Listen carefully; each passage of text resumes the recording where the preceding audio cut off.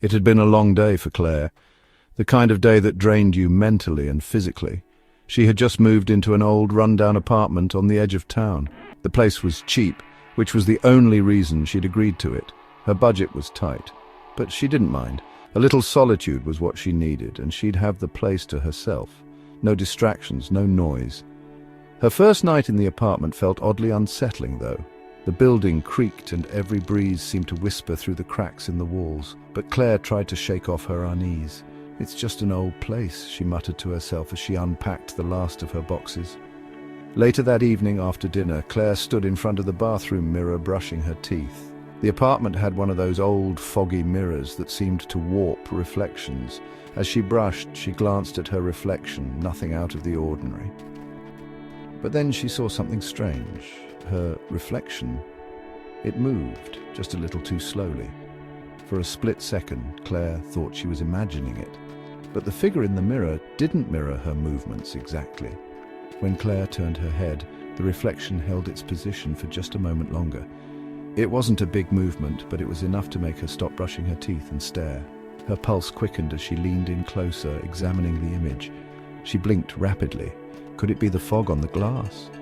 But no, the mirror was perfectly clear now, and yet her reflection still lagged behind her. The hairs on the back of her neck stood up, a feeling of dread creeping over her. Suddenly, the reflection smiled. Claire froze. Her own mouth hadn't moved, but in the mirror her reflection grinned, wide, too wide, with a sinister gleam in its eyes. It was a smile that didn't belong to her. Her heart raced, and her hands trembled. The reflection's eyes were empty, hollow.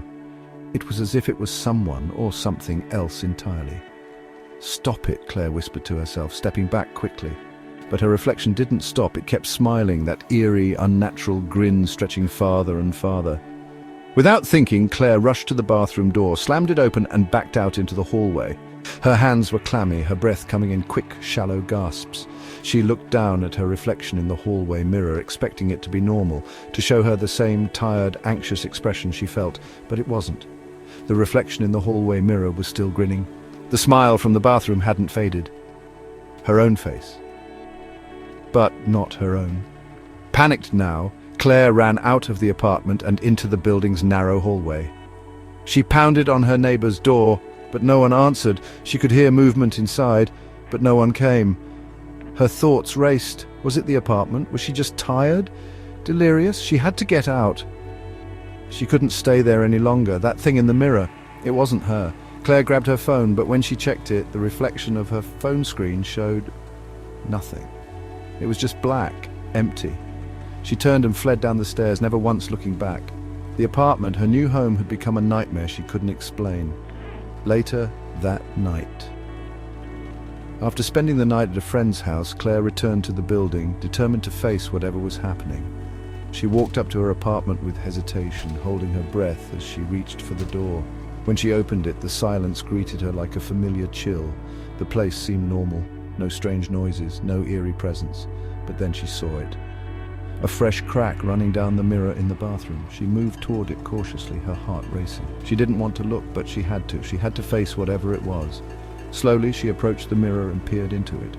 Her reflection wasn't there. Instead, the reflection of the bathroom showed someone standing behind her, a figure in a dark, shadowy outline with empty eyes and that same wide grin. And then it whispered, "You can't escape me." This story leaves the unsettling idea that the reflection is more than just a mirror. It's something that follows you, something that wants to take over. It's a terrifying thought that whatever we see in our reflection may not always be us. What do you think of this story? Would you like to tweak or add any details?